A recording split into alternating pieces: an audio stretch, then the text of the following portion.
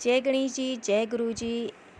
आइए आज जानते हैं गणेश पुराण के चतुर्थ खंड के चतुर्थ अध्याय के बारे में, जिसमें परशुराम द्वारा राजसभा में दूत को भेजने का वर्णन बताया गया है। आइए विस्तार से जानते हैं। दूत की भूमिका निर्वाह करने के लिए वे मुनि शीघ्र ही राजसभा में जा पहुँचे। वहाँ उन्होंने देखा कि एक भव्य सिंहासन पर राजा कार्तवीर्य विराजमान है। उनके निकट ही अमात्य मंडल, न्यायाधीशों के समूह, सेनापतियों और समस्त सांसद बैठे हुए हैं। सेवकगण राजा की और सभासदों की सेवा में लगे हैं। प्रतिहारीगण आज्ञा की प्रतीक्षा में आदरपूर्वक खड़े हैं। मुनिवेश के दूत के पहुंचने पर राजा ने उनका सम्मान कर यथोचित स्थान दिया और फिर आगमन का कारण पूछा। मुनिवर, आप कहाँ से पधारे हैं? कहाँ जा रहे हैं? आने का प्रयोजन क्या है? यह सब कहने की कृपा करें।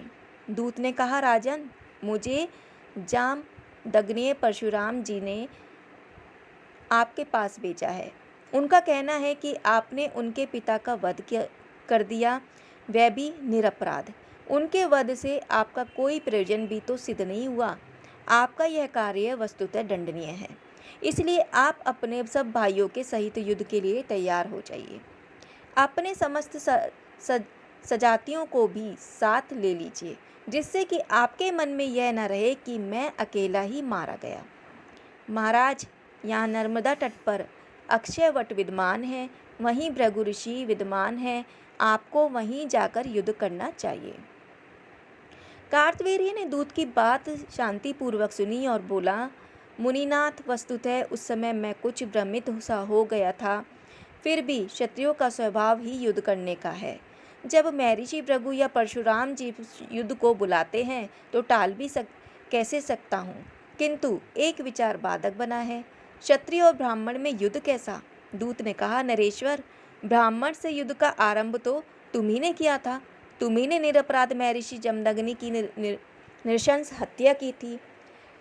उनके प्रतिशोध में परशुराम जी का निश्चय है कि 21 बार इस पृथ्वी को क्षत्रिय विहीन कर देंगे।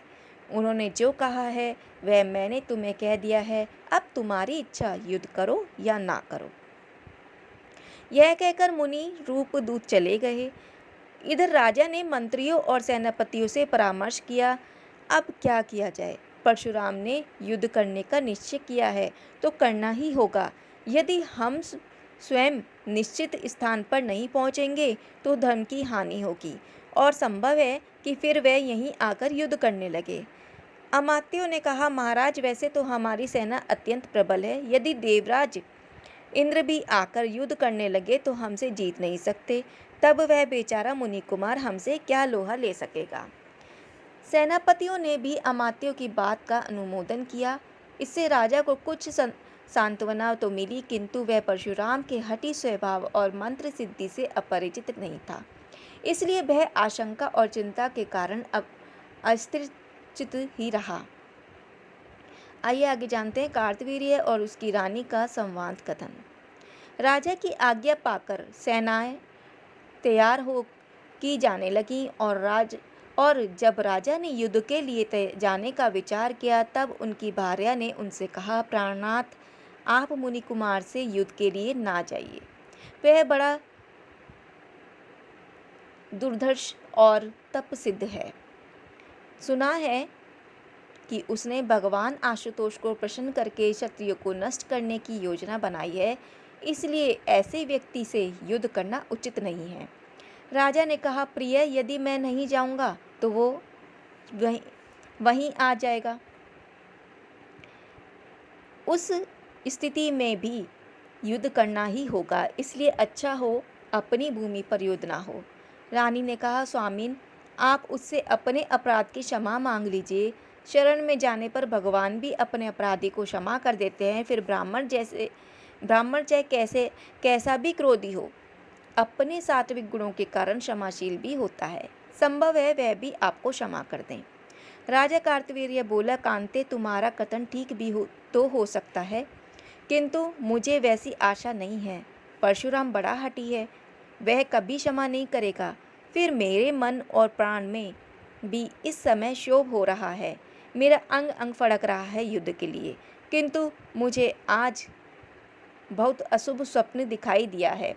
मैं अपने समस्त शरीर पर तेल लगाए हुए गधे पर सवार हूँ और पुष्प की माला गले में पड़ी है। मस्तक पर लाल चंदन लगा है, शरीर पर लाल रंग के ही वस्त्र हैं, लोहे के अलंकारों से विभूषित हूँ वह तथा निर्वाण अंगारों के समूह से क्रीड़ा करता हुआ हंस रहा हूँ। समस्त शरीर पर भस्म रमी हुई है, लाल जपा पुष्पों से सजा हुआ हूँ। नेत्रों का ऐसा आकाश मंडल दिखाई दिया जिसमें ना सूर्य है ना चंद्रमा। इस स्वप्न में समझ लो कि क्या होने वाला है। परंतु शूरवीरों के लिए ऐसे स्वप्न कुछ महत्व नहीं रखते। उन्हें तो वीरोचित कार्य द्वारा अपने धर्म का निर्वाह करना ही होता है। वीरों की सभा में बैठकर शोक से युक्त आर्त वचन कभी भी प्रशंसा के योग्य नहीं हो सकते। हे सुंदरी, सुख दुख, भय शोक, कलह एवं प्रीति आदि की प्राप्ति कर्मों के भोग के योग्य काल के द्वारा ही होती है। काल द्वारा ही जन्म मरण यश अपयश हानि लाभ की प्राप्ति होती है। काल ही पुनर्जन्म और मोक्ष का भी दाता है। काल से ही राजपद मिलता है, काल ही उस पद को छीन लेता है। हे प्रिय, संसार की रचना, पालन और संहार भी काल के अधीन है। काल स्वरूप भगवान जनार्दन ही सृष्टि की सब क्रियाओं के एकमात्र कारण हैं। वे भगवान श्री कृष्ण काल के भी काल हैं, विधाता को भी उन्होंने जन्म दिया है।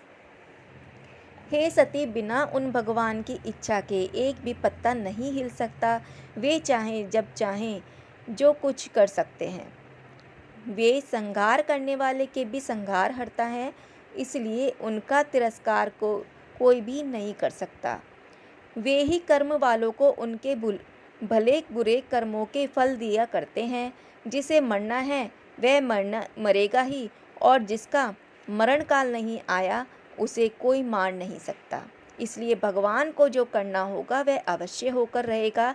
ऐसा विश्वास कर सभी चिंताओं को छोड़ो और उन्हीं भगवान का चिंतन करो।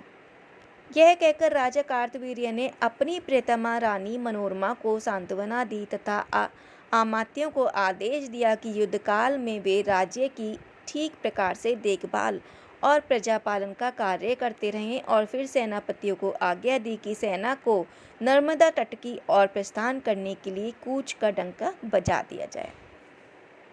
चतुर्थ खंड के चतुर्थ अध्याय का वर्णन अभी यहीं समाप्त होता है। कल फिर हाजिर होंगे पंचम अध्याय के साथ। तब तक के लिए जय गणेश जी, जय लंबोदराय, जय गुरु जी।